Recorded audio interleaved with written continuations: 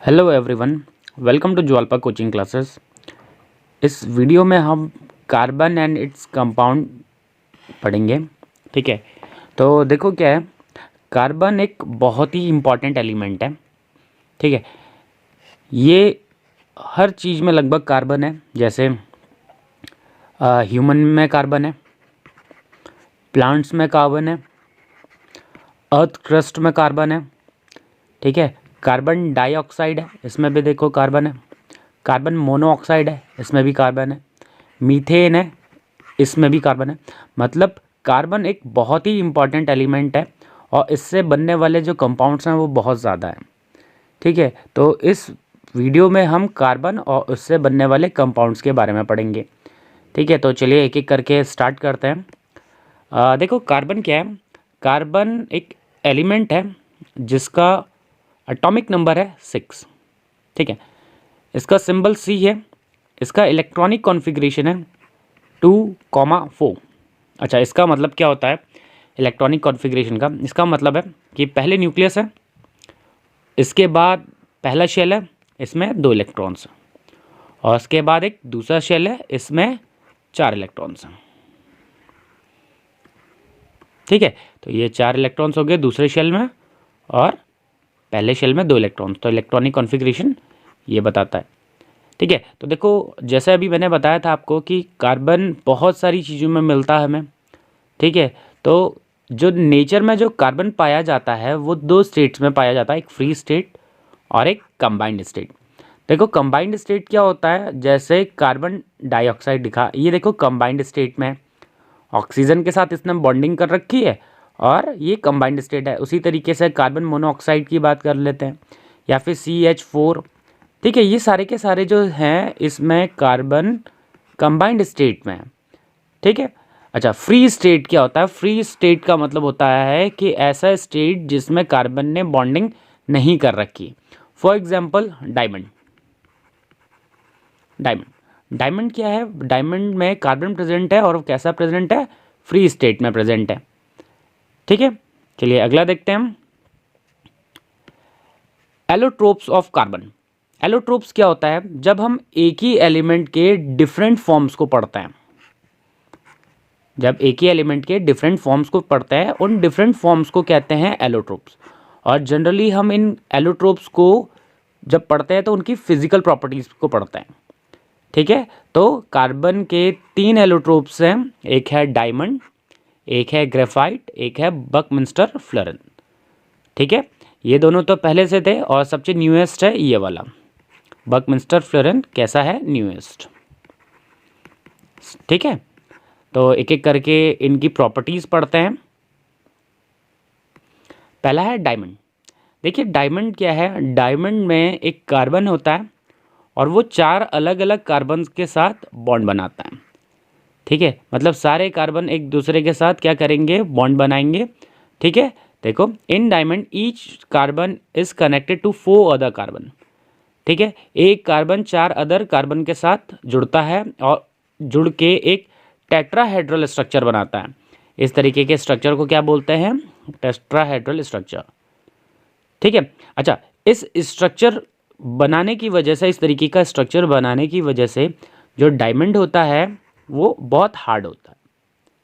ठीक है, और इसका मेल्टिंग पॉइंट भी क्या होता है? बहुत ज़्यादा होता है। मतलब अगर आपको इसको मेल्ट करना है तो बहुत ज़्यादा टेम्परेचर देना पड़ेगा। ठीक है, अगला है since all the electrons of carbon are bonded in a diamond. ठीक है, कार्बन में जितने भी इलेक्ट्रॉन्स हैं, सॉरी जितने भी इसके बॉन्ड्स होते हैं सभी के सभी बॉन्डेड होते हैं, कोई भी फ्री नहीं है। अगर फ्री नहीं है तो इसमें कंडक्शन नहीं हो पाता, तो ये बैड कंडक्टर ऑफ इलेक्ट्रिसिटी होता है। किसकी बात कर रहे हैं हम डायमंड की बात कर रहे हैं। डायमंड कैसा है? Bad conductor of electricity. Question अगर पूछा जाएगा कि बैड कंडक्टर ऑफ इलेक्ट्रिसिटी क्यों है, तो आप इसका सिंपल सा रीज़न देंगे कि इसमें जितने भी इलेक्ट्रॉन्स होते हैं वो सारे के सारे बॉन्डेड होते हैं, इस वजह से। ठीक है, diamonds are formed under the earth surface due to a very high temperature.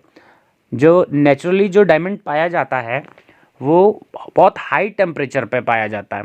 मतलब जो अर्थ क्रस्ट में बनता है वो कैसा होता है? बहुत हाई टेम्परेचर पे होता है और हाई प्रेशर पे होता है। ठीक है, आगे देखते हैं। सेकंड एलोट्रोपिक फॉर्म है ग्रेफाइट। ठीक है, ग्रेफाइट है। ग्रेफाइट कैसा होता है? डार्क होता है और डल होता है। जैसे आप इसको देख सकते हैं, कैसा है? डार्क है, डल है। ठीक है, ग्रेफाइट में सारे कार्बन 3 कार्बन के साथ जुड़े हुए होते हैं और उसका एक कार्बन का जो एक बॉन्ड होता है वो फ्री रहता है। ठीक है, तो इसमें ऐसा होता है कि इस तरीके से हेक्सागोनल स्ट्रक्चर बनता है। एक हेक्सागन हो गया, फिर दूसरा हेक्सागन हो गया, जैसा कि आप डायग्राम में भी देख सकते हो। ठीक है, ऐसा। ठीक है, ये इस तरीके से ढेर सारे हेक्सागन्स जुड़ के एक लेयर बना दे रहे हैं। ठीक है, एक लेयर दूसरी लेयर के साथ बहुत वीक फोर्स के साथ जुड़ी हुई होती है। ठीक है, देखो जैसे दिख रहा होगा कि एक ये लेयर थी हेक्सागन्स की और एक ये लेयर है हेक्सागन्स की। इनके बीच में जो बॉन्डिंग है वो बहुत वीक बॉन्डिंग है। ठीक है, वीक बॉन्डिंग होने की वजह से एक शीट दूसरी शीट के ऊपर आसानी से मूव कर सकती है। इसी वजह से ग्रेफाइट कैसे होते हैं? गुड लुब्रिकेंट होते हैं। ये जो वीक बॉन्डिंग है इसकी वजह से ये वाली शीट इस वाली शीट के ऊपर आसानी से मूव कर सकती है। क्यों? क्योंकि इसमें बॉन्डिंग वीक है। ठीक है, अगला, इसी रीज़न से जो पेंसिल की जो लेड होती है, देखी होगी ना आपने पेंसिल, पेंसिल के अंदर एक ब्लैक कलर की जो लेड होती है वो इसी वजह से। क्यों? क्योंकि जैसे ही आप उसे चलाओगे तो क्या होगा, एक लेयर दूसरी लेयर के ऊपर से स्लाइड करेगी और आसानी से लिखा जा सकेगा। ठीक है, जो मेल्टिंग पॉइंट होता है ग्रेफाइट का वो बहुत ज़्यादा होता है। ठीक है, तो उसको थोड़ा सा मेल्ट करने के लिए ज़्यादा टेम्परेचर देना पड़ेगा। क्यों ज़्यादा? क्यों? क्योंकि जब मेल्टिंग होगी तो मेल्टिंग के टाइम पे सारे बॉन्ड्स ब्रेक किए जाएंगे, इस वजह से उसका मेल्टिंग पॉइंट ज़्यादा होता है। ठीक है, देखिए जो ग्रेफाइट होता है वो गुड कंडक्टर ऑफ इलेक्ट्रिसिटी भी होता है। क्यों? क्योंकि उसमें एक कार्बन का एक बॉन्ड क्या है? फ्री है। जैसे कोई 4 बॉन्ड बना रहा है कार्बन, इसमें से एक बॉन्ड क्या है? फ्री है। बाकी 3 कार्बन के साथ बना चुका है, एक कैसा है? फ्री। अब फ्री होने की वजह से ये क्या करता है? ये कंडक्शन में हेल्प करता है। ठीक है, जैसे कि आप इस डायग्राम में देखेंगे तो यहाँ पे ग्रेफाइट यूज़ हो रखा है, तो ग्रेफाइट को एज एन इलेक्ट्रोड की तरह यूज़ किया गया है यहाँ पे। ठीक है, अगला है बकमिंस्टर फ्लोरेंस। ये मैंने जैसा अभी थोड़ा देर पहले बताया आपको कि बकमिंस्टर फ्लोरेंस क्या है? न्यूएस्ट एलोट्रोप ऑफ कार्बन है। ठीक है, इसमें टोटल 60 कार्बन होते हैं। कितने होते हैं? 60 कार्बन। और ये सारे के सारे जो कार्बन हैं वो एक फुटबॉल के शेप में होते हैं। जैसे फुटबॉल है, इस तरीके से इन्होंने अपने आप को अरेंज कर रखा है। ठीक है, अच्छा, जो ये अरेंजमेंट होता है इसमें हेक्सागन्स और पेंटागन्स, जैसे कि आप ये डायग्राम में देख सकते हैं कि यहाँ पे पेंटागन है और यहाँ पे क्या है? इस जगह पे हेक्सागन है। ठीक है, तो बकमिंस्टर फ्लोरेंस में जो 60 कार्बन होते हैं वो हेक्सागन और पेंटागन के फॉर्म में रहते हैं। टोटल 60 कार्बन्स हैं। अच्छा, टोटल कितने हेक्सागन्स बनते हैं? तो 20 हेक्सागन्स होते हैं, 20 हेक्सागन्स एंड 12 पेंटागन्स होते हैं इसमें। ठीक है, अच्छा, ये जो 60 के 60 कार्बन होते हैं ये इस तरीके से अरेंज होते हैं कि एक फुटबॉल का शेप ले लेते हैं। ठीक है, तो इस शेप को हम बकी बॉल भी कहते हैं। ठीक है, अच्छा, जो ये बकी बॉल है ये कैसा होता है? गुड कंडक्टर ऑफ इलेक्ट्रिसिटी होता है। ठीक है, ठीक, वैसे तो ये सॉफ्ट होता है, लेकिन अगर इसका हम बहुत हाई प्रेशर पे बात करेंगे तो ये भी कैसा हो जाएगा? डायमंड के जैसे बहुत हार्ड हो जाएगा। ठीक है, अगला देखते हैं बॉन्डिंग इन कार्बन। कार्बन में किस प्रकार की बॉन्डिंग होती है? तो देखिए आपके लेवल तक हमने 2 तरीके की बॉन्डिंग पढ़ी रहती है। एक होती है आयनिक और दूसरी होती है कोवेलेंट। पहले आयनिक और कोवेलेंट बॉन्डिंग को समझते हैं। और भी बॉन्डिंग होती है लेकिन आपके लेवल पे, क्लास 10th के लेवल पे हमें खाली 2 ही देखने को मिलती है, एक आयनिक और एक कोवेलेंट। आयनिक में क्या है? मान लेते हैं हमारे पास सोडियम है, इसका आउटर मोस्ट शेल में 1 इलेक्ट्रॉन है। क्लोरीन है, इसके आउटर मोस्ट शेल में 7 इलेक्ट्रॉन्स हैं। ठीक है, इसको अपना electronic noble gas electronic configuration achieve करना है, इसको भी करना है। तो उसके लिए क्या होगा? ये अपना इलेक्ट्रॉन इसको डोनेट कर देगा। तो डोनेट करने की वजह से इस पे चार्ज आ जाएगा पॉजिटिव और इस पे चार्ज आ जाएगा नेगेटिव। ठीक है, और ये पॉजिटिव चार्ज हो गया, ये नेगेटिव चार्ज हो गया, इसके वजह से इनके बीच में एक प्रकार की बॉन्डिंग हो जाएगी और इस बॉन्डिंग को हम कहते हैं आयनिक बॉन्ड या फिर आयनिक बॉन्डिंग। ठीक है, एक और एग्जांपल देखते हैं। एक दूसरा जो टाइप की बॉन्डिंग जो हम देख रहे हैं वो है कोवेलेंट। कोवेलेंट बॉन्डिंग में क्या हो रहा है, फॉर एग्जांपल हमारे पास है Cl, इसमें 7 इलेक्ट्रॉन्स थे। ठीक है, दूसरे वाले में भी Cl में भी 7 इलेक्ट्रॉन्स हैं। अब देखो इसका इलेक्ट्रॉनिक गैस कॉन्फ़िगरेशन अचीव करना है इसको, और इसको भी दोनों को सेम चीज़ करनी है। तो क्या होगा, ये क्लोरीन इससे इलेक्ट्रॉन मांगेगा, ये नहीं देगा। क्योंकि अगर ये इसको इलेक्ट्रॉन दे देता है तो पहले से इसके पास एक इलेक्ट्रॉन की कमी है, ये अगर इसको दे देगा तो इसके पास एक और इलेक्ट्रॉन की कमी हो जाएगी, जिस वजह से ये stable noble gas configuration achieve नहीं कर पाएगा। सेम यही कंडीशन इसके साथ है। तो ये दोनों क्या करते हैं, ये दोनों अपने एक एक इलेक्ट्रॉन्स को शेयर कर देते हैं। ठीक है, एक एक इलेक्ट्रॉन्स को शेयर करेंगे और एक एक इलेक्ट्रॉन शेयर करने की वजह से इनके बीच में एक बॉन्ड बनेगा। इस बॉन्ड को कहते हैं हम कोवेलेंट बॉन्ड। ठीक है, अच्छा जो कोवेलेंट बॉन्ड है ये 3 तरीके के होते हैं। एक होता है सिंगल कोवेलेंट बॉन्ड,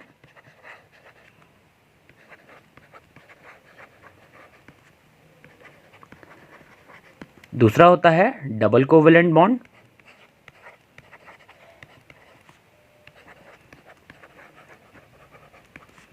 और एक और होता है ट्रिपल कोवेलेंट बॉन्ड।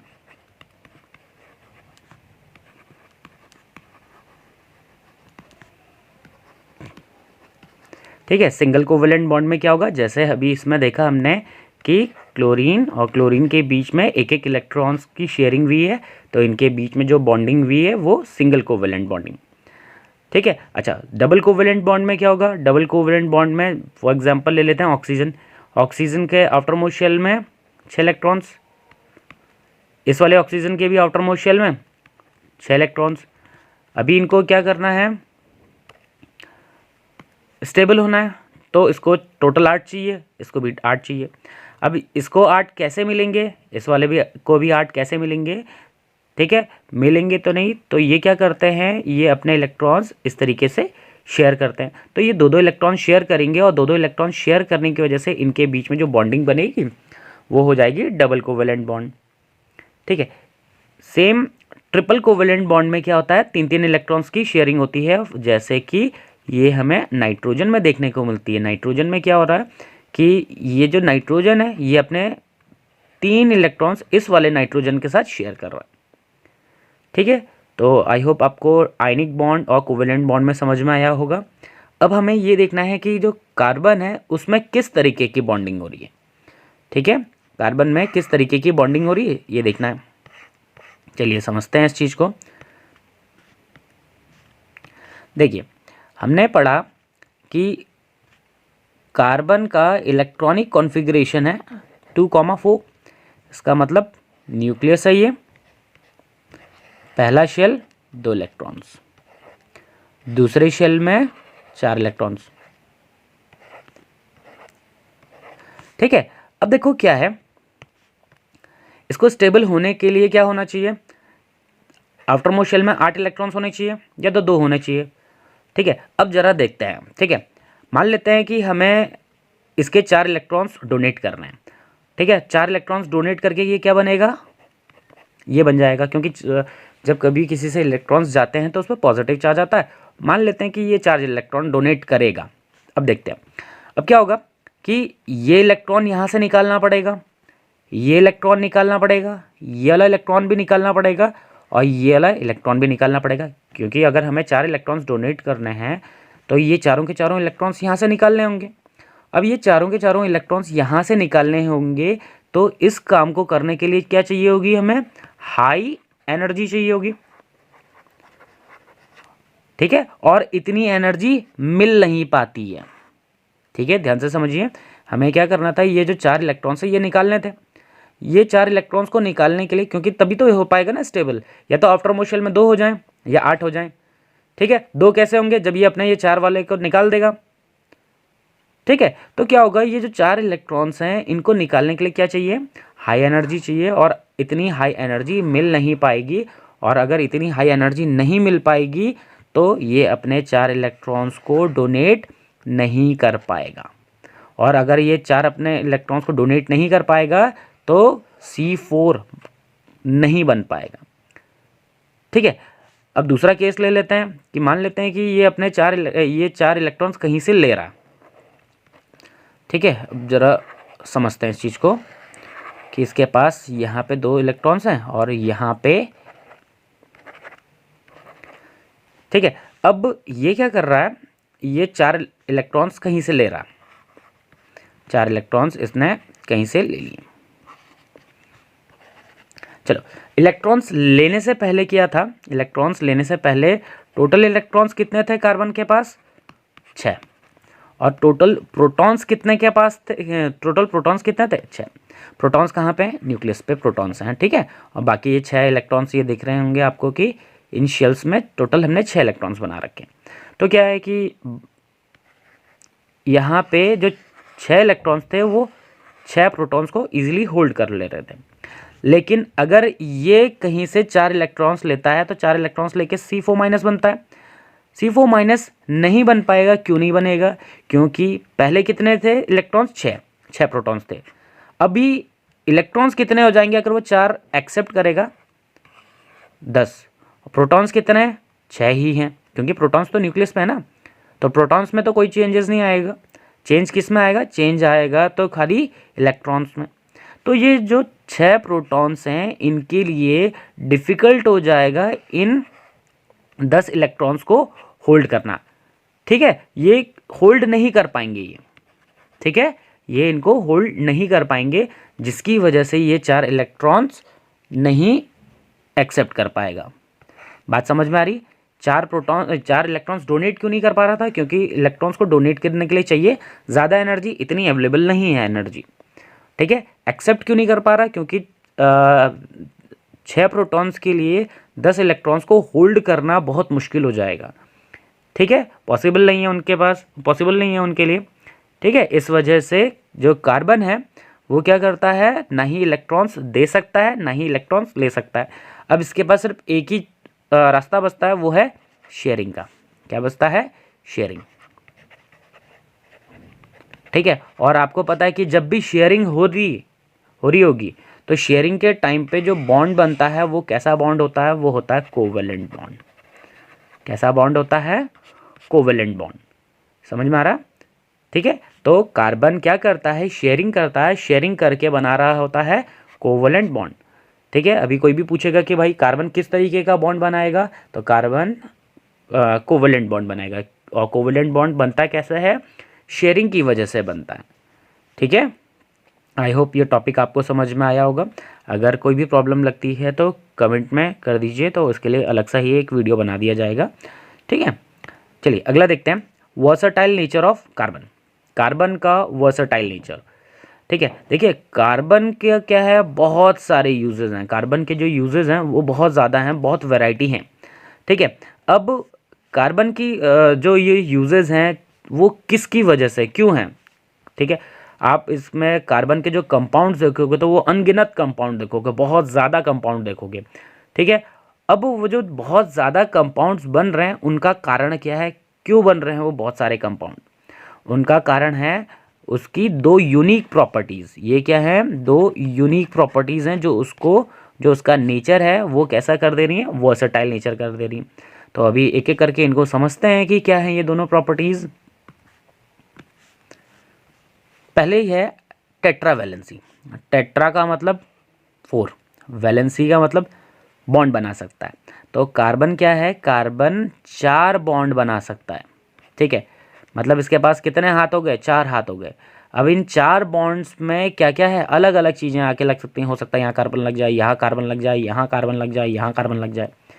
ठीक है, इसके पास भी, इसको भी 4 बॉन्ड बनाने होंगे, इसको भी 4 बॉन्ड बनाने होंगे, इसको भी 4 बॉन्ड बनाने होंगे, इसको भी 4 बॉन्ड बनाने होंगे।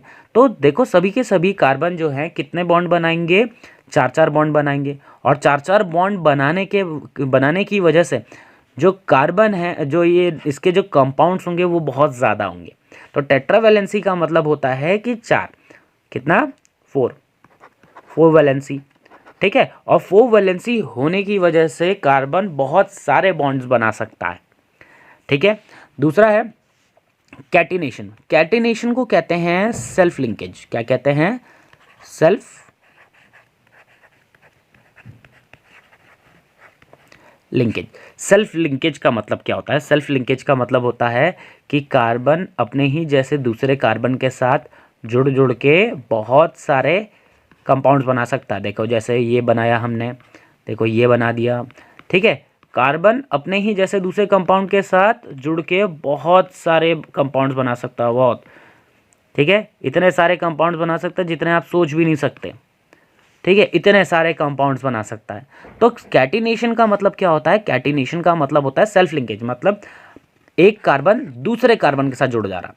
अब यही प्रॉपर्टी क्या है? यही प्रॉपर्टी इसको बहुत यूनिक बना रही है। यूनिक क्यों बना रही है? क्योंकि इस प्रॉपर्टी की वजह से बहुत सारे कंपाउंड्स बन जा रहे हैं, बहुत ज़्यादा कंपाउंड्स बन जा रहे हैं, ठीक है। तो versatile nature of carbon, carbon का जो वर्सेटाइल नेचर है वो इन दो प्रॉपर्टीज़ की ही वजह से है। और दोनों प्रॉपर्टीज़ क्या है? टेट्रावैलेंसी एंड कैटिनेशन, ठीक है। टेट्रावैलेंसी का मतलब क्या होता बताया था आपको? टेट्रावैलेंसी का मतलब होता है कि ये 4 बॉन्ड बना सकता है, या फिर इसकी वैलेंसी कितनी है? 4 है। कैटिनेशन का मतलब होता है कि सेल्फ लिंकेज। सेल्फ लिंकेज का मतलब हो गया कि ये अपने ही जैसे दूसरे कार्बन के साथ जुड़ के बहुत सारी कंपाउंड्स बना सकता है, बहुत सारे कंपाउंड्स बना सकता है, ठीक है। चलिए अगला टॉपिक देखते हैं।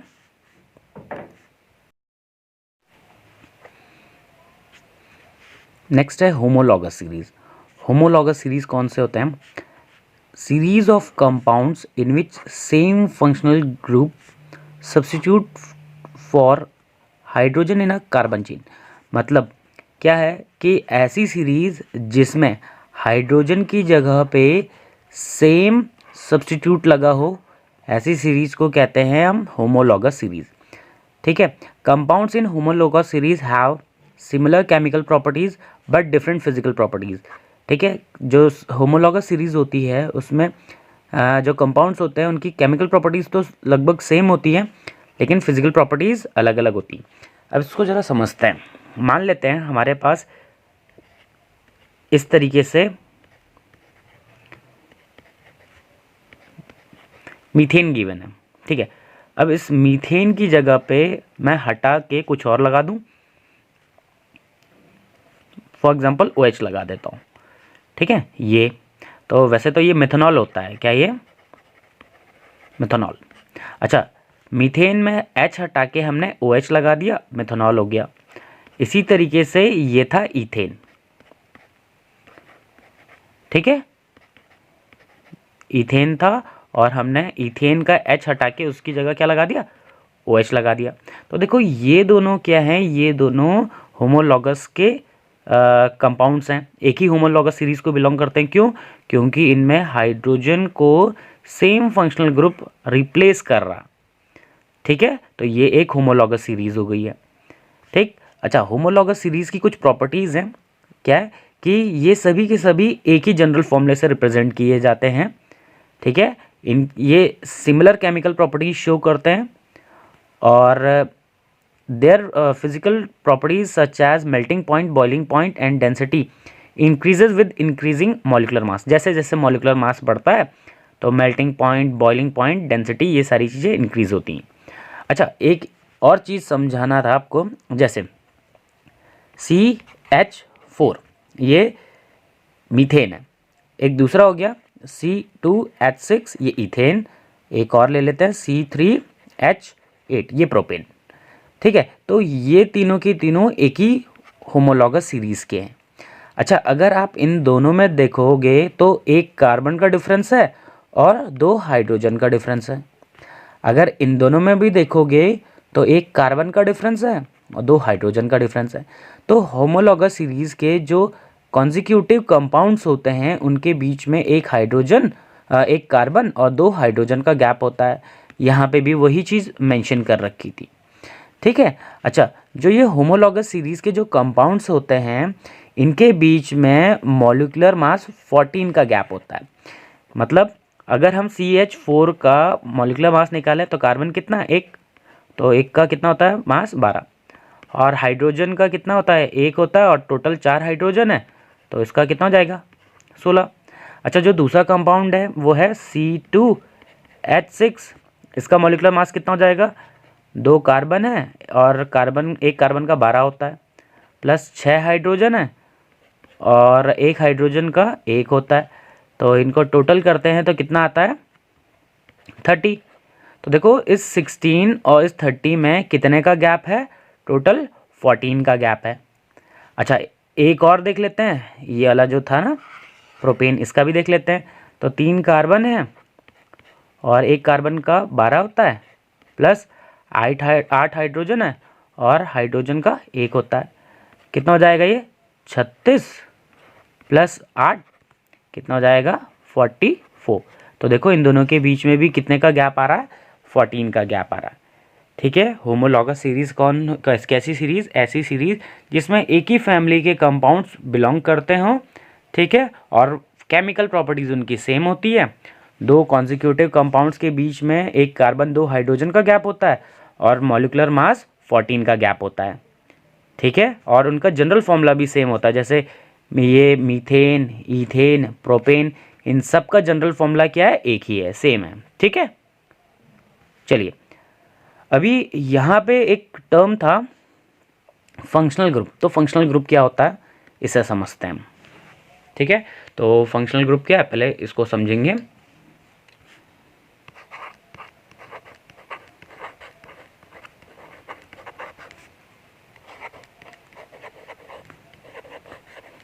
ठीक है, मान लेते हैं, एक एग्जांपल ले लेता हूँ मैं, मीथेन, ये है मीथेन है। ठीक है, मीथेन, और इनका जनरल नाम क्या है, जनरल नाम है इनका एल्केन। ठीक है, हमने इसमें से एक हाइड्रोजन हटा दिया,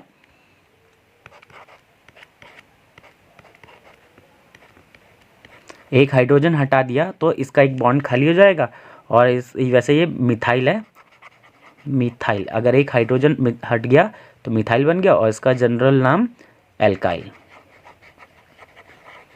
ठीक है। अब जो ये बॉन्ड खाली हो रखा है इस पे देखो क्या होगा, इस पे अलग अलग चीज़ें आके लग सकती हैं। अब अलग अलग चीज़ें क्या क्या आके लग सकती हैं, जैसे अच्छा, इस पूरे को एल्काइल को हम आर से भी रिप्रेजेंट करते हैं, किससे रिप्रेजेंट करते हैं, आर से, तो अब इसको आगे आर से ही रिप्रेजेंट करेंगे। ठीक है, मिथाइल है और जनरल टर्म में क्या लिखते हैं हम, जनरल टर्म में हम इसको आर से रिप्रेजेंट करते हैं। अगर आर है, अगर इसकी जगह OH लग जाता है तो ये हो जाता है एल्कोहल। अगर जो ये बॉन्ड खाली है इसकी जगह X लग जाता है, X क्या हो सकता है, क्लोरीन, ब्रोमीन, आयोडीन, फ्लोरीन, इस तरीके से, तो ये हो जाता है हेलो एल्केन। क्या है, हेलो एल्केन। अगर इस जो ये बॉन्ड खाली था इस पे CHO लग जाता है तो ये हो जाता है एल्डिहाइड। अगर इसकी जगह पे COOH लग जाता है तो ये हो बन जाएगा कार्बोक्सिलिक एसिड। ठीक है, तो देखो क्या है, ये जो सारे के सारे हैं जब ये इस कंपाउंड पे लग रहे हैं, जब ये इस कंपाउंड पे लग रहे हैं तो ये क्या कर रहे हैं, ये इसको अलग तरीके से बिहेव करने में हेल्प कर रहे हैं। जैसे अगर खाली H था तो ये मीथेन अलग प्रॉपर्टी शो करेगा, इस H की जगह हमने OH लगा दिया तो ये अल्कोहल बन जाएगा, मिथेनॉल बन जाएगा।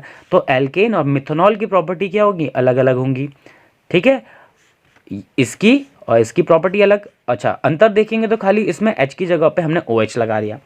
ठीक है, तो ये जो सारे के सारे हैं इनको हम कहते हैं फंक्शनल ग्रुप। क्यों कहते हैं फंक्शनल ग्रुप, क्योंकि इनके लगने की वजह से जो ये हमारा कंपाउंड है वो अलग तरीके से बिहेव करने लगता है।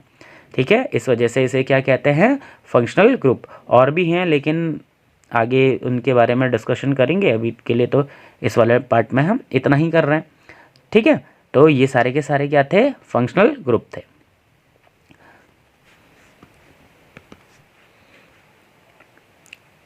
नेक्स्ट है हमारा टॉपिक हाइड्रोकार्बन। ऐसे कंपाउंड जो हाइड्रोजन और कार्बन से बने हुए होते हैं, इन कंपाउंड्स को कहते हैं हाइड्रोकार्बन। ठीक है, तो इन कंपाउंड्स के अंदर कौन कौन आता है? CH4 मीथेन आ गया, ठीक है, C2H6 इथेन आ गया, C2H4 इथीन हो गया। ये सारे के सारे क्या हैं? हाइड्रोकार्बन्स हैं। ऐसे कंपाउंड जो हाइड्रोजन और कार्बन से बने हुए होते हैं इन्हें हाइड्रोकार्बन्स कहते हैं। ठीक है, दो तरीके के हाइड्रोकार्बन्स होते हैं, एक कहलाते हैं सैचुरेटेड और एक होते हैं अनसैचुरेटेड। ठीक है, एक होते हैं सैचुरेटेड और दूसरे होते हैं अनसैचुरेटेड। ठीक है, सैचुरेटेड के अंदर आते हैं आपके सिंगल बॉन्ड वाले, ठीक है, जिनमें सिंगल बॉन्ड होता है, और अनसैचुरेटेड के अंदर आते हैं आपके दो, एक होते हैं डबल बॉन्ड वाले और एक होते हैं ट्रिपल बॉन्ड वाले। ठीक है, अच्छा, सिंगल बॉन्ड वालों को हम कहते हैं एल्केन, मतलब कार्बन कार्बन के बीच में सिंगल बॉन्ड, और डबल बॉन्ड वालों को हम कहते हैं एल्कीन, इसमें कार्बन और कार्बन के बीच में डबल बॉन्ड होता है, और ट्रिपल बॉन्ड वालों को कहते हैं हम एल्काइन, इसमें कार्बन कार्बन के बीच में ट्रिपल बॉन्ड होता है। ठीक है, इनका जनरल फॉर्मूला होता है, जनरल फॉर्मूला ये होता है CnH2n+2, और इनका जनरल फॉर्मूला होता है CnH2n, और इनका जनरल फॉर्मूला होता है CnH2n-2। ठीक है, अब n क्या है? n यहाँ पे नंबर ऑफ कार्बन्स बताता है। यहाँ पे n क्या बता रहा है? n बता रहा है नंबर ऑफ कार्बन्स। अब अगर हम यहाँ पे अगर n की वैल्यू 1 रख देते हैं तो ये हो जाता है C1H4। अच्छा, इसमें पहला कंपाउंड ये वाला 1 वाला नहीं बनता, क्यों?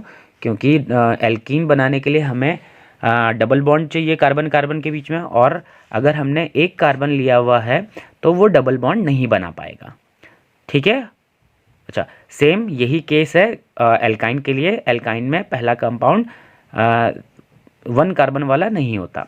अच्छा, जो ये है इसे कहते हैं हम मीथेन। अगर हम n की वैल्यू 2 रख दें तो बनेगा C2H6। अच्छा, यहाँ पे बन जाएगा C2H4 और यहाँ पे बनेगा C2H2। अच्छा, कैसे बना रहे हैं हम ये? हम इस फॉर्मूले में वैल्यू n की वैल्यू को चेंज करते जा रहे हैं और हमें कंपाउंड मिल जा रहा है। अगर हम n की वैल्यू को 3 रख दें तो क्या हो जाएगा? C3H8। अच्छा, ये था इथेन और ये था इथीन और ये है इथाइन।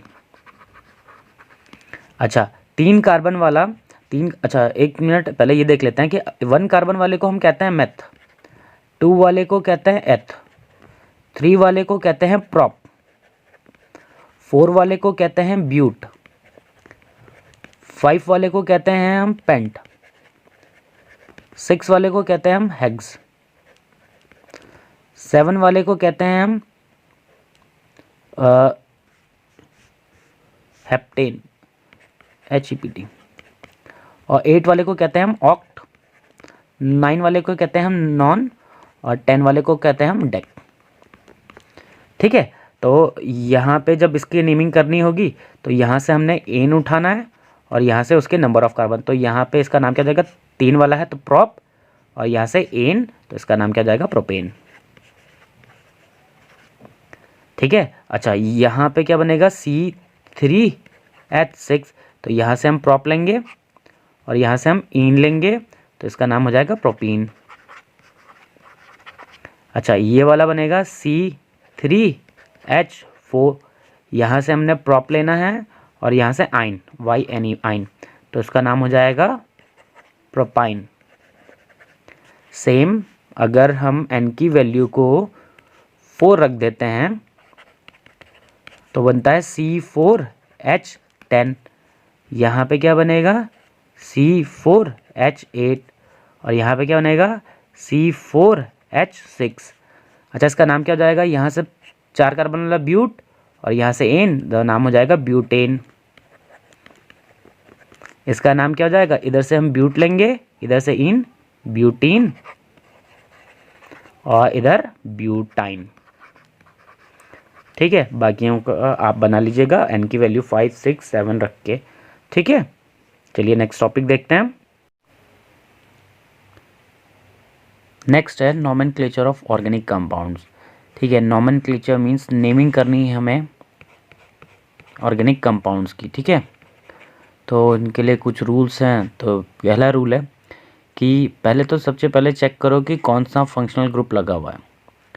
ठीक है, एल्केन है तो उसके लिए सफिक्स यूज़ करेंगे हम एन, अगर एल्कीन है तो उसके लिए इन, एल्काइन है तो उसके लिए आइन यूज़ करेंगे, अगर एल्कोहल है तो उसके लिए सफिक्स यूज़ करते हैं ओ एल, एल्डिहाइड है तो उसके लिए ए एल, कीटोन के लिए O N E, carboxylic acid के लिए ओइक एसिड और ईस्टर के लिए O8। ठीक है, तो पहले सबसे पहले हम चेक करेंगे कि कौन सा फंक्शनल ग्रुप लगा हुआ है। उसके बाद हमारा दूसरा काम है कि सबसे लॉन्गेस्ट चेन ढूंढनी है। कार्बन की सबसे लॉन्गेस्ट चेन मतलब ऐसी चेन जिसमें सबसे ज़्यादा कार्बन होंगे।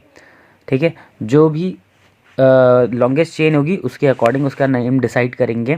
फॉर एग्ज़ाम्पल अगर हमारे पास ऐसा है, ठीक है, तो अब देखो अभी पूछा जाएगा कि सबसे बड़ी चेन कौन सी है। तो सबसे बड़ी चेन में क्या होगा कि कार्बन एक के साथ एक जुड़े हुए होंगे। तो यहाँ पे हमारे पास 3 चेनें देखने को मिल रही हैं। एक चेन ये जिसमें ये 4 कार्बन लगे हुए हैं, एक चेन ये जिसमें ये 5 कार्बन लगे हुए हैं और एक चेन ये जिसमें 4 कार्बन लगे हुए हैं। तो हमें ऐसी चेन ढूंढनी है जिसमें सबसे ज़्यादा कार्बन हो।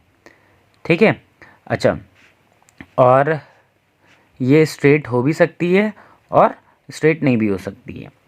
अगला काम है नंबरिंग ऑफ कार्बन्स। हमें क्या करना है, जो लॉन्गेस्ट चेन है उसमें कार्बन की नंबरिंग करनी है।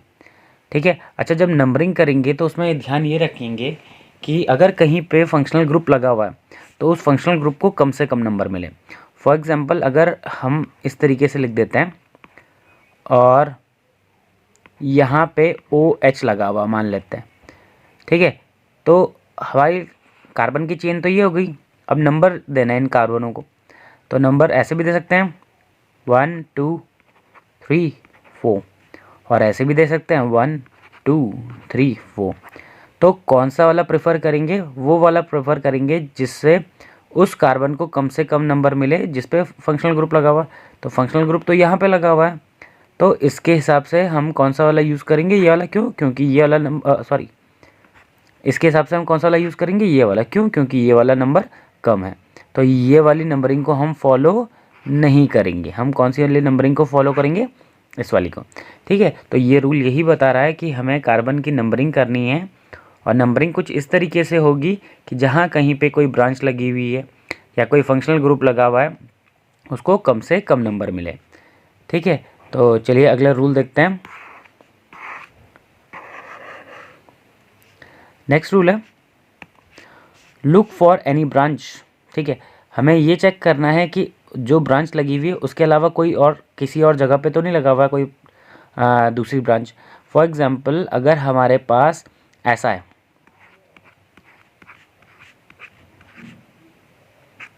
ठीक है, एक यहाँ पे लगा देते हैं हम, एक यहाँ पे लगा देते हैं, तो हमारी मेन चेन मान लेते हैं ये, क्योंकि इसमें भी 5 कार्बन है, इसमें भी 5 कार्बन, तो मैक्सिमम नंबर ऑफ कार्बन यहाँ पे 5 ही हैं।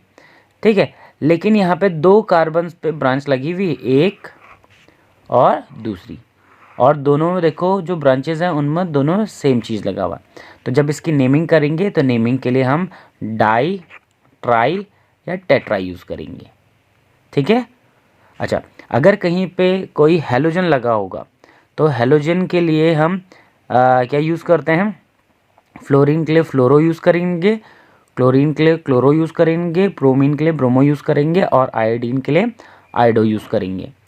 ठीक है, तो चलिए कुछ एग्जांपल्स करके देख लेते हैं। ठीक है, इसको और अच्छे से समझने के लिए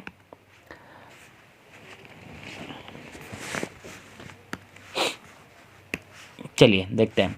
मान लेते हैं हमारे पास पहला जो कंपाउंड है वो ऐसा है।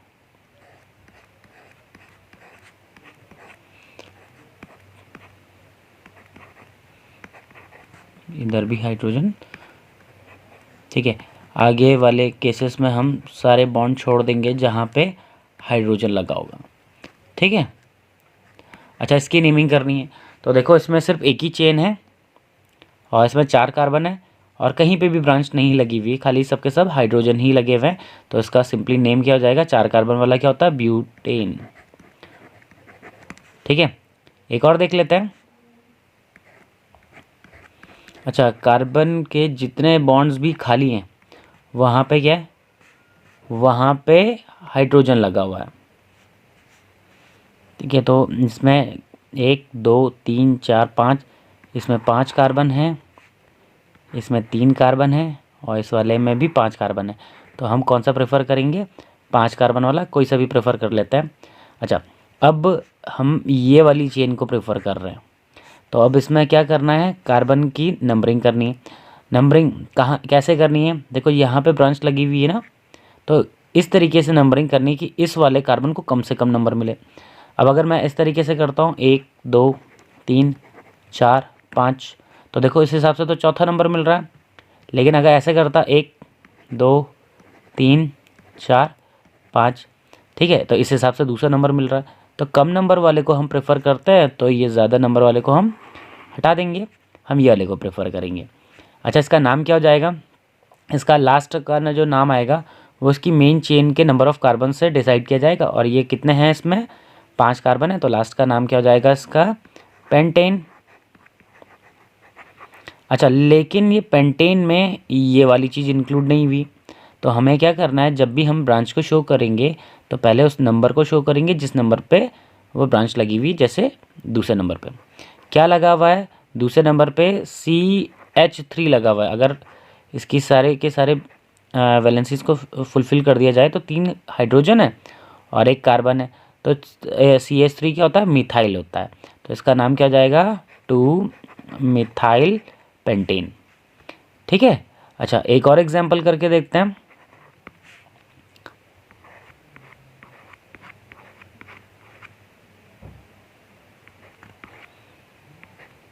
ठीक है, इसकी नेमिंग करनी है तो देखो इसकी नेमिंग करने के लिए क्या है, 4 कार्बन है तो लास्ट का नाम तो ब्यूटेन ही आएगा और कहीं पर डबल ट्रिपल कोई भी बॉन्ड नहीं लगा हुआ है तो लास्ट का नाम ब्यूटेन, क्योंकि जितनी भी चेन है, जो भी स्ट्रेट चेन है या मेन चेन है जो भी, उसमें 4 कार्बन है। अच्छा, नंबरिंग करते हैं तो 1 2 3 4, तो हम यहाँ से भी नंबरिंग कर सकते थे और इस साइड से भी नंबरिंग कर सकते थे। क्यों, क्योंकि अगर इस साइड से नंबरिंग करते तो इसको 2 नंबर मिला और अगर इससे करते तो इसको 2 नंबर मिलता। तो दोनों साइड से, किसी साइड से भी कर सकते हैं। अच्छा, अभी ये जो 4 कार्बन है ये ब्यूटेन बता रहा है, लेकिन ये वाला कार्बन और ये वाला कार्बन अभी रह गया। तो अभी हम क्या करेंगे, इनकी पोजीशंस भी शो करेंगे और साथ में इनके नंबर्स भी शो करेंगे। तो इसका नाम क्या हो जाएगा, इसका नाम हो जाएगा 2,3 डाई मिथाइल। अच्छा, 2,3 उसकी पोजीशन बता रहा, डाई का मीन्स 2 है, इस वजह से इसमें डाई यूज़ किया है, ठीक है। एक और क्वेश्चन देखते हैं।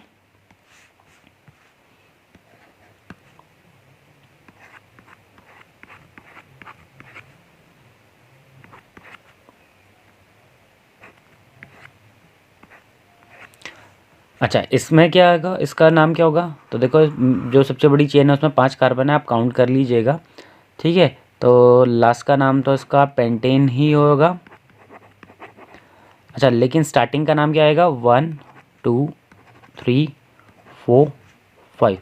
तो देखो 2 पे ये वाला कार्बन भी लगा हुआ है और ये वाला कार्बन भी लगा हुआ है, तो उसका नाम क्या हो जाएगा, 2,2 डाई मिथाइल, ठीक है, 2,2 डाई मिथाइल, ठीक है। तो एक आध एग्जाम्पल्स और कर लेते हैं ज़रा।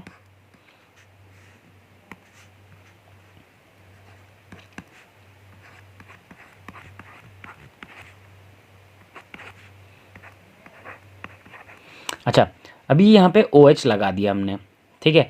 तो OH लगाने के बाद इसकी नेमिंग कैसी हो जाएगी, तो इसमें 5 कार्बन है तो इसका पेंट। अच्छा, जब नेमिंग करेंगे तो ये जो फंक्शनल ग्रुप है इसका नाम एज अ सफिक्स यूज़ किया जाता है।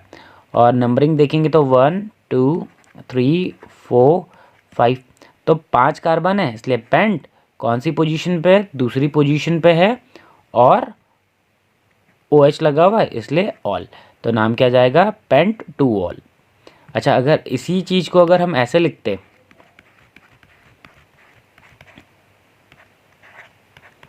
तो इसका नाम क्या हो जाता? इसका नाम हो जाता पेंट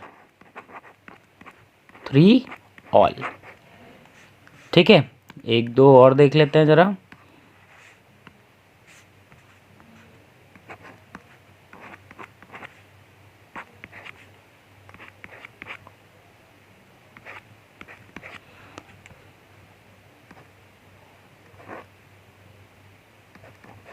अच्छा, इसका नाम क्या होगा? तो देखो, ये है सबसे बड़ी कार्बन की चेन, ये इस तरीके से लगा हुआ है, लेकिन ये ब्रांच में मत करिएगा इसे काउंट। क्यों?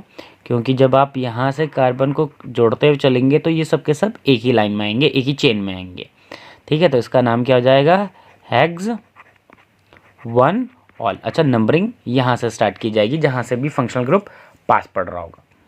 ठीक है, एक और देख लेते हैं।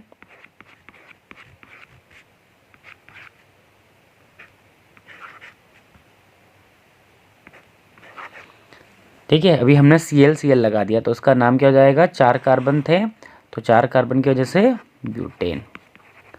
अच्छा, जो हाइड्रोजन ग्रुप होता है वो एज अ प्रीफिक्स यूज़ किया जाता है, तो 1 2 3 4, तो पहले और दूसरे नंबर के कार्बन पे लगा हुआ है तो क्या हो जाएगा?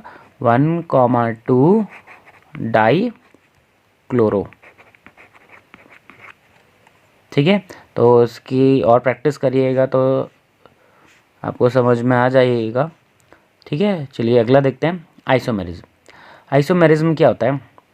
देखो, हमारे पास कोई एक कंपाउंड गिवन है, फॉर एग्जांपल C4H10। ठीक है, C4H10 है। अभी हमें इसका स्ट्रक्चर बनाना है, तो इसका हम स्ट्रक्चर बना लेते हैं। तो कैसे बनाते हैं हम इसका स्ट्रक्चर? इस तरीके से हम इसका स्ट्रक्चर बना लेते हैं।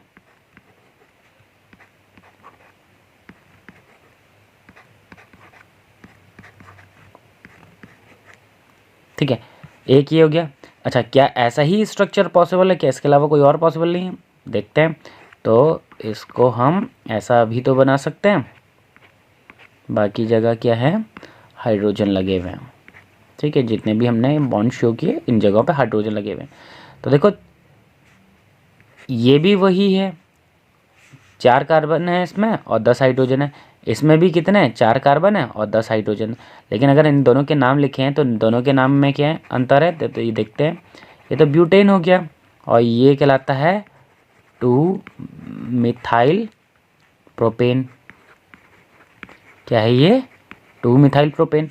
ये ब्यूटेन है और ये 2 मिथाइल प्रोपेन है। अच्छा, दोनों में C4H10 है इसमें भी और C4H10 इसमें भी है, तो दोनों के दोनों क्या हैं? एक दूसरे को आइसोमर्स। अब आइसोमर्स क्या हुए? आइसोमर्स ऐसे कंपाउंड जिनका मॉलिक्यूलर फॉर्मूला तो सेम है लेकिन स्ट्रक्चरल फॉर्मूला क्या है? अलग है। ठीक है, सीनियर क्लासेस में आपको बहुत सारी चीज़ें समझने को मिलेंगी आइसोमेरिज्म में, लेकिन क्लास 10 तक के लिए इतना ही सफिशिएंट है कि ऐसे कंपाउंड जिनका मॉलिक्यूलर फॉर्मूला सेम है और स्ट्रक्चरल फॉर्मूला अलग होता है उन्हें हम क्या कहते हैं? आइसोमर्स कहते हैं। ठीक है, अच्छा, अब एक और देख लेते हैं, C5H12 का आइसोमर्स बनाने हैं। तो एक तो हम ये बना सकते हैं इस तरीके से। ठीक है, जितने भी बॉन्ड खाली हैं वहाँ पे हाइड्रोजन है। हाँ, इसका नाम क्या हो जाएगा? पेंटेन। अच्छा, इस चीज़ को हम ऐसे भी तो बना सकते हैं। देखो, 5 कार्बन है, अगर आप हाइड्रोजन लगाओगे तो 12 हाइड्रोजन होंगे। इसका नाम क्या हो जाएगा? इसका नाम है 2 मिथाइल ब्यूटेन। ठीक है, अच्छा, क्या कोई और पॉसिबल है? तो ट्राई करके देख लेते हैं, अगर पॉसिबल होगा तो नाम अलग आ जाएगा। ठीक है, तो इसका नाम क्या हो जाएगा, इसका नाम हो जाएगा 2,2 डाई मिथाइल प्रोपेन। ठीक है, तो ये तीनों क्या हैं, एक दूसरे के आइसोमर्स हैं। इन तीनों में 5 कार्बन है और हाइड्रोजन कितने हैं, 12 हाइड्रोजन है। तो आइसोमर्स क्या होते हैं, ऐसे कंपाउंड जिनका मॉलिक्यूलर फॉर्मूला तो सेम होता है, लेकिन जब उनका स्ट्रक्चर बनाते हैं स्ट्रक्चरल फॉर्मूला अलग होता है। ठीक है, तो आई होप आपको ये टॉपिक समझ में आया हो। ठीक है, अगर बाई चांस इसमें कोई दिक्कत लगती है तो आप बताइएगा, इसके लिए मैं एक अलग से वीडियो बना दूंगा। ठीक है, चलिए नेक्स्ट टॉपिक देखते हैं।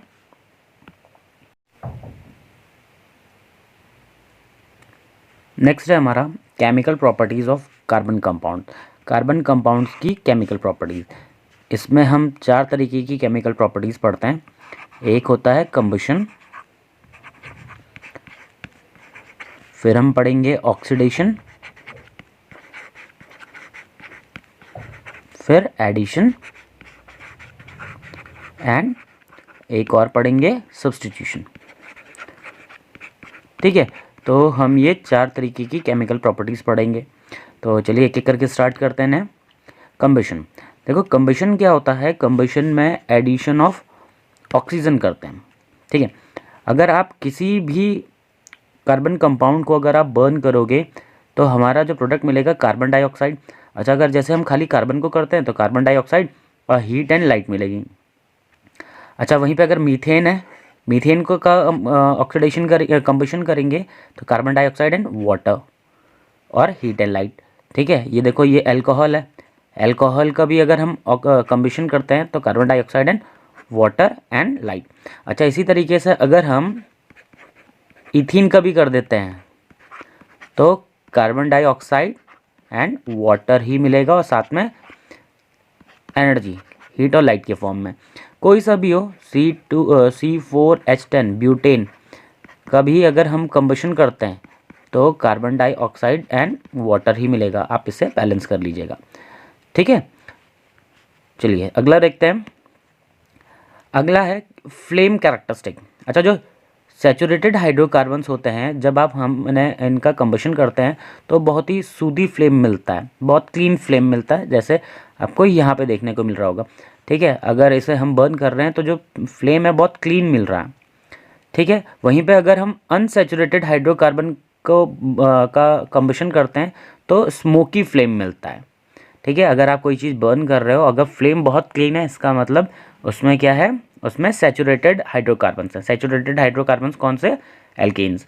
अच्छा, लेकिन अगर हमने सैचुरेटेड हाइड्रोकार्बन्स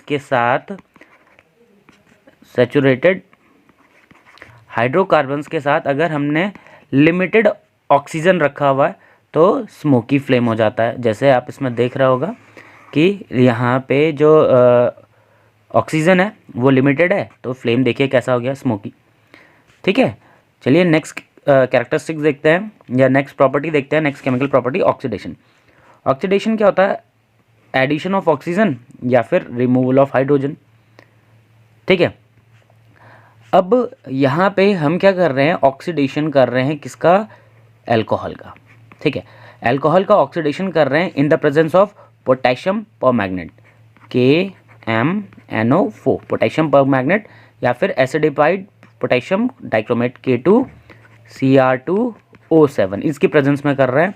तो हमने क्या किया, ऑक्सीडेशन किया अल्कोहल का in the presence of alkaline KMnO4 और इसे हीट किया, या फिर एसिडिफाइड K2Cr2O7 और उसको भी हीट किया और हमें मिल गया क्या, एसिड। तो अगर हम अल्कोहल का ऑक्सीडेशन करते हैं इन द प्रेजेंस ऑफ इनमें से किसी एक की प्रेजेंस में, तो हमें क्या मिलता है, एसिड मिलता है। ठीक है, अगला है एडिशन रिएक्शन। अच्छा, एडिशन रिएक्शन जनरली शो करते हैं अनसैचुरेटेड हाइड्रोकार्बन्स। कौन शो करते हैं, अनसैचुरेटेड हाइड्रोकार्बन, जैसे एल्कीन या फिर alkyne generally addition reaction show करते हैं। एडिशन का मतलब होता है कुछ चीज़ ऐड हो जाना। ठीक है, क्या होना, एडिशन रिएक्शन का मतलब ऐड हो जाना। जैसे कि इस वाली रिएक्शन में हमने ऐड किया है क्या, hydrogen. In the presence of निकल। किसकी प्रेजेंस में? निकल की प्रेजेंस में। अच्छा, अगर हमारे पास इस तरीके से होता, ये क्या है? ये है ईथीन। हम इस पे हाइड्रोजन ऐड करते इन द प्रेजेंस ऑफ निकल, तो क्या होता? ये जो दोनों में से एक बॉन्ड है, ये एक बॉन्ड टूटता, एक पे नेगेटिव चार्ज आता, एक पे पॉजिटिव चार्ज आता, और ये जो हाइड्रोजन थे जो दो, इनमें से एक हाइड्रोजन एक कार्बन पे लग जाता और दूसरा वाला दूसरे पे। तो हमारे पास ये क्या था? ईथीन था, और ईथीन से हमें क्या मिल गया? ईथेन मिल गया। ठीक है, तो हाइड्रोजनेशन में क्या हो रहा होता है? हाइड्रोजनेशन में कुछ चीज़ ऐड हो रही होती है, जैसे हमने यहाँ पे हाइड्रोजन ऐड किया, इसी तरीके से हैलोजन भी ऐड कर सकते थे। तो एडिशन ऑफ हाइड्रोजन को कहते हैं हाइड्रोजनेशन। क्या कहते हैं? हाइड्रोजनेशन कहते हैं। अच्छा, अगर वहीं पे अगर हम हैलोजन ऐड करते हैं तो हैलोजनेशन कहते हैं, उसे हैलोजनेशन कहते हैं। ठीक है, चलिए अगला देखते हैं। अच्छा, एक चीज़ जरूर ध्यान रखिएगा कि एडिशन रिएक्शन कैरेक्टरिस्टिक रिएक्शन होती है किसके लिए? अनसैचुरेटेड हाइड्रोकार्बन्स, मतलब एल्कीन एल्काइन के लिए कैरेक्टरिस्टिक रिएक्शन है कौन सी? Addition reaction. ठीक है, अगला है एडिशन रिएक्शन। इसमें एग्जांपल है जैसे hydrogenation of vegetable oil using निकल कैटलिस्ट, जैसे अभी बताया इससे जस्ट पहले वाले स्टेप में कि एडिशन ऑफ हाइड्रोजन क्या कहलाता है? हाइड्रोजनेशन। ठीक है, वेजिटेबल ऑयल्स का क्या कर रहे हैं? हाइड्रोजनेशन कर रहे हैं। ठीक है, vegetable oils generally have long unsaturated carbon. जो वेजिटेबल ऑयल्स होते हैं उनमें क्या होता है? लॉन्ग अनसैचुरेटेड हाइड्रोकार्बन्स होते हैं, while animal fat have saturated. जो भी एनिमल फैट्स होंगे उनमें सैचुरेटेड हाइड्रोकार्बन्स होते हैं, और वेजिटेबल ऑयल्स में अनसैचुरेटेड हाइड्रोकार्बन्स होते हैं। ठीक है, अच्छा, कुकिंग के लिए हमें क्या चूज़ करना चाहिए? कुकिंग के लिए हमें चूज़ करना चाहिए अनसैचुरेटेड हाइड्रोकार्बन्स चूज़ करने चाहिए। ठीक है, अगला है सब्स्टिट्यूशन। अच्छा, जैसे एडिशन रिएक्शन थी characteristic reaction of alkene alkyne, उसी तरीके से सब्स्टिट्यूशन रिएक्शन है कैरेक्टरिस्टिक रिएक्शन ऑफ एल्केन। अच्छा, सब्स्टिट्यूशन का मतलब होता है किसी चीज़ को सब्स्टिट्यूट कर देना। ठीक है, किसको? किसी चीज़ को सब्स्टिट्यूट कर देना। अब जैसे मान लेते हैं हमारे पास ये था मीथेन। ठीक है, इस पर हमने ऐड कर दिया chlorine in the presence of sunlight, sunlight के प्रेजेंस में। अब क्या होगा? यहाँ से ये हाइड्रोजन हटेगा और इस हाइड्रोजन की जगह एक क्लोरीन आके लग जाएगा। तो देखो क्या था? हाइड्रोजन था, हाइड्रोजन की प्लेस को किसने रिप्लेस किया? क्लोरीन ने रिप्लेस किया। तो ये क्या हुआ? इसे कहते हैं सब्स्टिट्यूशन। अच्छा, अगर इसी कंपाउंड को अगर हम आगे लेके चलते हैं, इस कंपाउंड का फिर से क्लोरीनेशन करते हैं, तो यहां से एक और हाइड्रोजन हट जाएगा,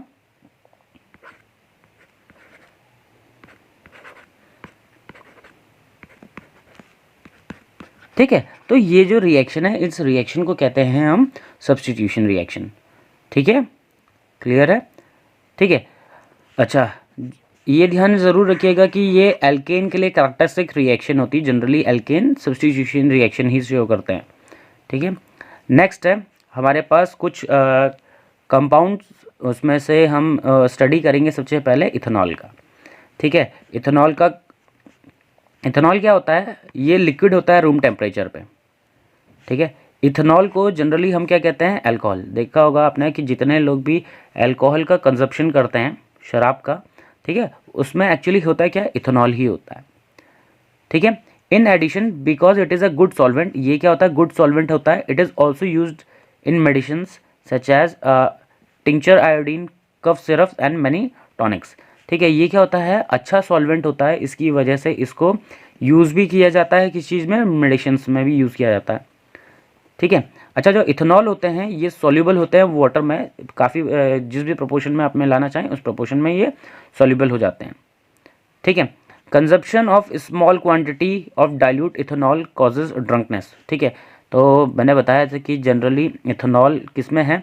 इथेनॉल को हम अल्कोहल भी कहते हैं। अल्कोहल क्या है? शराब है। अगर कोई शराब का कंजप्शन करता है तो क्या होता है? ड्रंकनेस हो जाता है। तो अगर कोई इसे स्मॉल क्वांटिटी में भी कंज्यूम करता है तो क्या होता है ये ड्रंकनेस हो जाती। ठीक है, अगला है रिएक्शन विद सोडियम। इथेनॉल का रिएक्शन किसके साथ? सोडियम के साथ। तो देखो क्या है, हमारे पास इथेनॉल है C2H5OH। ठीक है, इसको मिलाया हमने सोडियम के साथ। ठीक है, तो क्या होता है, ये हाइड्रोजन हटता है यहाँ से। पहले तो H2 गैस इवॉल्व होता है, ये वाला हाइड्रोजन यहाँ से हटा और यहाँ पे जाके लग गया Na। थोड़ा सा बैलेंस कर देते हैं इसे। ठीक है, तो ये क्या बना है हमारे पास? ये बना है सोडियम इथॉक्साइड और साथ में हाइड्रोजन। ठीक है, अगर हम अल्कोहल का रिएक्शन कर रहे हैं सोडियम के साथ, तो हमारे पास जो कंपाउंड मिलता है वो क्या होता है? सोडियम इथॉक्साइड और हाइड्रोजन। चलिए नेक्स्ट देखते हैं, डिहाइड्रेशन। ठीक है, अल्कोहल है, अल्कोहल यहाँ पे बना लेते हैं ज़रा, एक H।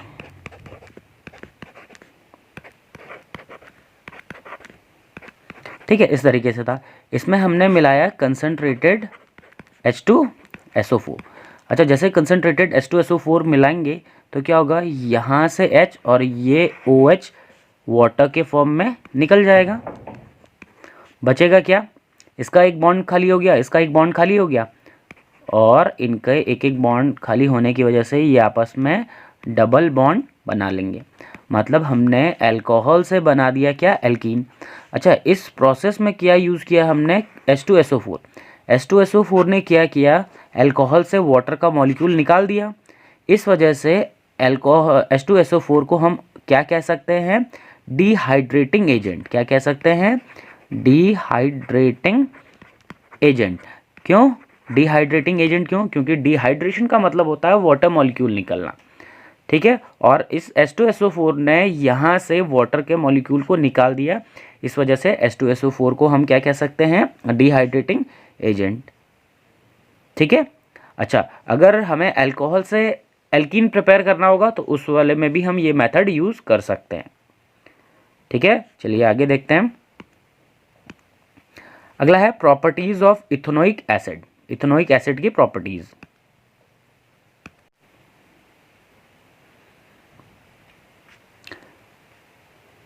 इथेनोइक एसिड को कॉमनली एसिटिक एसिड भी कहते हैं। ठीक है, ये कौन से फैमिली को बिलोंग करता है? ये कार्बोक्सिलिक एसिड की फैमिली को बिलोंग करता है। ठीक है, अच्छा, अगर हम 5 to 8% एसिटिक एसिड की बात करें वाटर में तो उसको कहते हैं विनेगर। विनेगर देखा होगा किचन्स में भी यूज़ होता है। आपने चाउमीन तो खाई होगी, उसमें जो थोड़ा सा खट्टा पना होता है वो किसकी वजह से होता है? विनेगर की वजह से। ठीक है, the melting point of pure ethanoic acid is 298 kelvin, इसका मेल्टिंग पॉइंट होता है। ठीक है, and hence it often freezes during winter, तो ये विंटर के टाइम पे फ्रीज भी हो जाता है। ठीक है, this gave rise to its name glacial acetic acid. Glacial acetic acid भी कहते हैं इसे। ठीक है, अगला है प्रॉपर्टीज ऑफ इथेनोइक एसिड। क्या है? Chemical properties. Chemical properties. ठीक है, क्या क्या हैं पहले देखते हैं। अगर हम इथेनोइक एसिड को, ये इथेनोइक एसिड का फॉर्मूला है, इसको अगर हम कार्बोनेट्स के साथ मिलाते हैं या फिर बाइकार्बोनेट्स के साथ मिलाते हैं,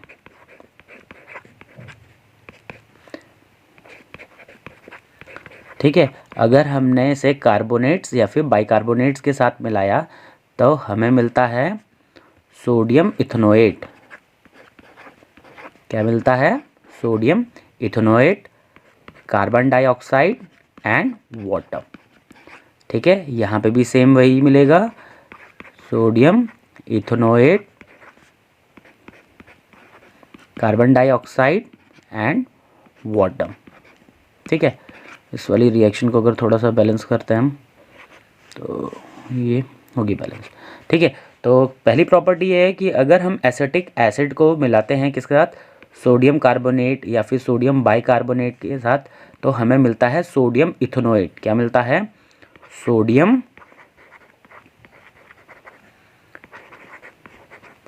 इथेनोएट मिलता है। साथ में मिलता है कार्बन डाइऑक्साइड और वाटर। ठीक है, सोडियम इथेनोएट और कार्बन डाइऑक्साइड एंड वाटर मिलता है। ठीक है, अगला है, अगर हम एसिटिक एसिड को मिलाते हैं सोडियम हाइड्रोक्साइड के साथ, किसके साथ मिला रहे हैं, सोडियम हाइड्रोक्साइड के साथ, तो हमें मिलेगा सोडियम इथेनोएट और साथ में वाटर। क्या मिलेगा, सोडियम इथेनोएट मिलेगा और साथ में वाटर मिलेगा। ठीक है, एक और प्रॉपर्टी देखते हैं। अगर रिएक्शन कर रहे हैं हम ethanoic acid, reaction of ethanoic acid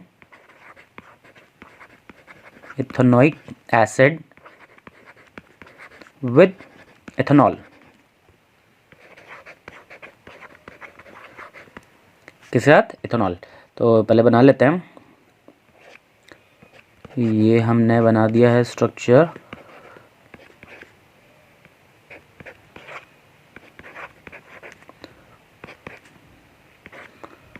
ये इथेनोइक एसिड है, अब इधर हम इथेनॉल का बना रहे हैं। ये हमने इधर बना दिया है इथेनॉल, और इसके साथ किसके साथ, in the presence of concentrated H2SO4। तो जैसे आपको अभी बताया था कि कंसनट्रेटेड H2SO4 क्या है, डिहाइड्रेटिंग एजेंट है। तो डिहाइड्रेटिंग एजेंट होगा तो यहाँ पे वाटर का मॉलिक्यूल निकल जाएगा। अच्छा, वाटर का मॉलिक्यूल कैसे, यहाँ से OH निकला, यहाँ से H निकला, वाटर का मॉलिक्यूल निकल गया। अभी बचा क्या, HC, इधर भी H बचा, इधर भी एक H बच गया, इधर O है। अच्छा, इसका एक कार्बन का बॉन्ड खाली हो रखा है तो वो इसके साथ बॉन्ड बना लेगा, बाकी जगह सब क्या है, हाइड्रोजन और एक और। ठीक है, तो जो ये हमारे पास कंपाउंड बना है, इस कंपाउंड को कहते हैं बच्चों ईस्टर। क्या कहते हैं, ईस्टर। और इस प्रोसेस को कहते हैं एस्टरिफिकेशन। ठीक है, process of formation of Easter को क्या कहते हैं, एस्टरिफिकेशन। ठीक है, अच्छा, अगर हम ईस्टर का शॉर्ट फॉर्म में लिख देते हैं, कंडेंस्ड फॉर्म में, ईस्टर को ऐसे भी लिखते हैं। अगर हम ईस्टर का हाइड्रोलिसिस कर रहे हैं,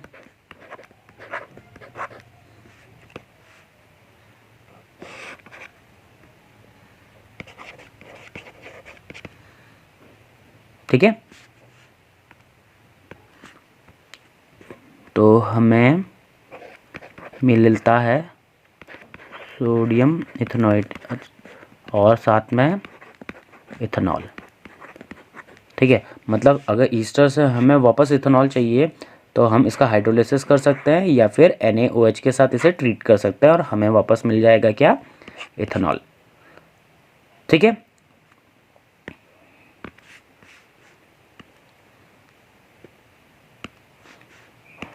अच्छा, uses of ethanoic acid, uses of ethanoic acid, ethanoic acid के यूजेस। अच्छा, कहाँ कहाँ यूज़ हो रहा है ये इथेनोइक एसिड, इसे हम फूड प्रिजर्वेटिव में भी यूज़ करते हैं, फूड प्रिजर्वेटिव में भी यूज़ करते हैं। ठीक है, इसको मेकिंग सेलुलोज का प्रिपरेशन में भी यूज़ किया जाता है। ठीक है, मेकिंग ऑफ एसीटोन की प्रिपरेशन में भी यूज़ किया जाता है। ठीक है, और एक और preparation of dyes, preparation of dyes की प्रिपरेशन, DYES डाइज की प्रिपरेशन में भी यूज़ किया जाता है। ठीक है, चलिए अगला टॉपिक देखते हैं। अगला टॉपिक है हमारा सोप्स एंड डिटर्जेंट है। क्या है? Soaps and detergents. ठीक है, तो नेक्स्ट टॉपिक हमारा सोप्स एंड डिटर्जेंट। ठीक है, देखो सोप होता क्या है? सोप होता है सोडियम और पोटेशियम सॉल्ट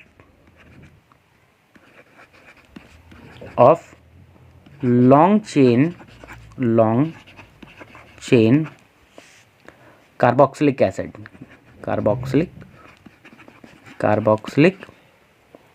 एसिड।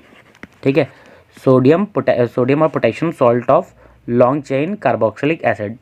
अच्छा, किस पर्पज़ के लिए यूज़ किया जाता है? इसे जनरली यूज़ करते हैं क्लीनिंग पर्पज़ के लिए। किस चीज़ के लिए यूज़ करते हैं? क्लीनिंग के लिए यूज़ करते हैं। ठीक है। अच्छा, जो सोप का मॉलिक्यूल होता है वो इस तरीके का होता है।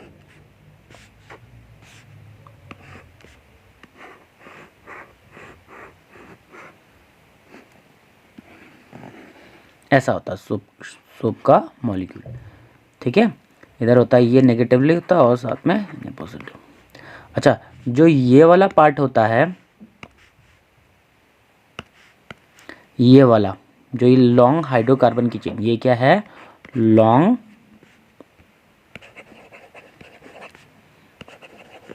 हाइड्रोकार्बन चेन है। ठीक है, और यहाँ पे क्या है? ये वाला जो पार्ट, अच्छा ये वाला जो पार्ट होता है ये होता है हाइड्रोफोबिक। क्या सा होता है? हाइड्रोफोबिक। हाइड्रोफोबिक का मतलब ये पानी से दूर रहता है।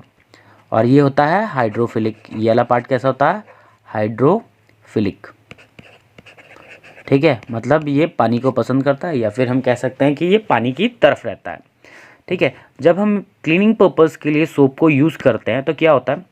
मान लेते हैं हमारे पास ऐसा एक कंटेनर है और इसमें हमने सोप को डिज़ोल्व कर रखा है और यहाँ पे डर्ट है। ये क्या है? डर्ट। ठीक है, अब जो सोप का मॉलिक्यूल होगा, सोप का मॉलिक्यूल अभी बताया कि ये दो पार्ट में ऐसा, ये वाला वाटर सोल्यूबल होता है और ये वाला वाटर में डिज़ोल्व नहीं होता। तो क्या होता है? ये वाला जो हाइड्रोफोबिक वाला पार्ट है वो हो जाता है किसकी तरफ? इसकी तरफ, डर्ट की तरफ। और जो ये वाला पार्ट होता है ये पानी की तरफ होता है या फिर पानी में डिज़ोल्व होता है। इस तरीके से, ऐसे, इस तरीके से। ठीक है, तो इसको चारों तरफ से ऐसे घेर लेता है। ठीक है, अच्छा, ये जो स्ट्रक्चर बनता है इस स्ट्रक्चर को कहते हैं मिसल। MICL, मिसल। ठीक है, तो ये वाला जो पार्ट है ये पानी में डिज़ोल्व हो रखा है, ये वाला पार्ट। ठीक है, और ये जो बाकी का जो पार्ट है ये डर्ट के साथ चिपका हुआ है। अब जैसे ही हम पानी को रिमूव करेंगे तो पानी अपने साथ इन पार्ट्स को भी अपने साथ खींचेगा और ये इसके थ्रू इस डर्ट के साथ चिपके हुए हैं। जैसे ही ये वाला पार्ट बाहर आएगा ये डर्ट भी इसके साथ बाहर आ जाएगा। ठीक है, तो सोप का क्लीनिंग एक्शन कुछ इस तरीके से होता है। ठीक है, अगला हम देखेंगे इलेक्ट्रॉन डॉट स्ट्रक्चर। क्या है? Electron dot structure. अच्छा, काफ़ी बार पूछा जाता है अलग अलग कंपाउंड्स का इलेक्ट्रॉन डॉट स्ट्रक्चर। तो इलेक्ट्रॉन डॉट स्ट्रक्चर देखिए बनाने का तरीका, मैं सबसे पहले बेसिक कंपाउंड से लेता हूँ कि मीथेन का इलेक्ट्रॉन डॉट स्ट्रक्चर बनाना है। तो पहले देखिए क्या करते हैं, पहले इसका स्ट्रक्चर बना लेते हैं। ठीक है, ये मैंने इसका स्ट्रक्चर बना लिया। ठीक है, अब जहाँ कहीं पे भी बॉन्ड शो हो रखा है जहाँ पे भी बॉन्ड शो हो रहा है वहाँ पे इलेक्ट्रॉन्स बनाने हैं। जैसे यहाँ पे ये कैसा बॉन्ड है, ये है कोवेलेंट बॉन्ड। कोवेलेंट बॉन्ड बनता है कैसा है, कोवेलेंट बॉन्ड बनता है शेयरिंग ऑफ इलेक्ट्रॉन्स की वजह से बनता है। तो इसका मतलब यहाँ पे एक इलेक्ट्रॉन हाइड्रोजन का है और एक कार्बन का है। तो मैं यहाँ पे शो करता हूँ इस तरीके से, ये हमने यहाँ पे इलेक्ट्रॉन्स शो कर दिए। जो क्रॉस वाला है वो हाइड्रोजन के लिए यूज़ किया और जो डॉट वाला है ये ऑक्सीजन के लिए यूज़ कर रहा है, ये कार्बन के लिए यूज़ किया हुआ है। ठीक है, तो ये हो गया। अभी जब पूछा जाएगा कि भाई इस हाइड्रोजन के कौन से इलेक्ट्रॉन्स हैं, तो इस हाइड्रोजन के ये टोटल ये इलेक्ट्रॉन्स हैं, इस हाइड्रोजन के ये टोटल इलेक्ट्रॉन्स, इसके ये वाले इलेक्ट्रॉन्स और इसके ये वाले इलेक्ट्रॉन्स। अच्छा, जो कार्बन है, कार्बन के ये सारे के सारे इलेक्ट्रॉन्स। ये बन गया मीथेन का इलेक्ट्रॉन डॉट स्ट्रक्चर। एक और बनाते हैं, इथेनॉल का बना लेते हैं।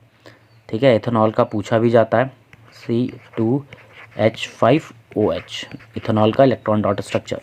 तो पहले मैं स्ट्रक्चर बनाऊंगा।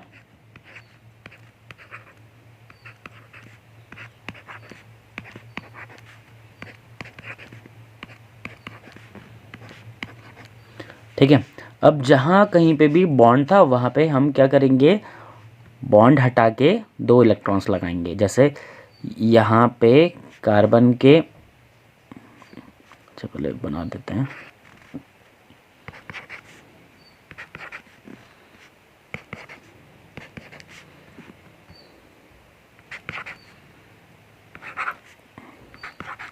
ठीक है, अब यहाँ पे इलेक्ट्रॉन्स शो कर रहे हैं हम।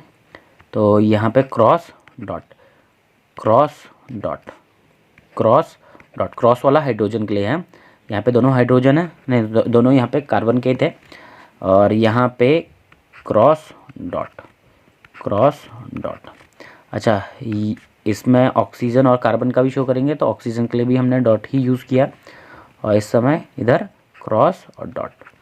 अच्छा, कार्बन के सॉरी ऑक्सीजन के और भी इलेक्ट्रॉन्स होते हैं कितने, 1 2 3 4। ठीक है, अभी हमने सबके क्या करना है, इलेक्ट्रॉन्स को घेरना है। अब कैसे घेरेंगे कि ये इसके ये 2 इलेक्ट्रॉन्स हो गए, इसके ये 2 इलेक्ट्रॉन्स हो गए, इस हाइड्रोजन के ये 2 इलेक्ट्रॉन्स हो गए। ठीक है, इस हाइड्रोजन के ये 2 इलेक्ट्रॉन्स हो गए, इस हाइड्रोजन के ये 2 इलेक्ट्रॉन्स हो गए, इस हाइड्रोजन के ये 2 इलेक्ट्रॉन्स हो गए, इस ऑक्सीजन के ये टोटल ये 8 इलेक्ट्रॉन्स हो गए। अच्छा, जो ये नीचे वाला जो कार्बन है इसके ये 8 इलेक्ट्रॉन्स हो गए और इस वाले कार्बन के ये 8 इलेक्ट्रॉन्स हो गए। ठीक है, ये बन गया इथेनॉल का इलेक्ट्रॉन डॉट स्ट्रक्चर। ठीक है,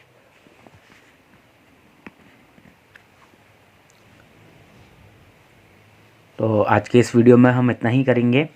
नेक्स्ट वीडियो में मिलेंगे नए चैप्टर के साथ। तब तक के लिए धन्यवाद।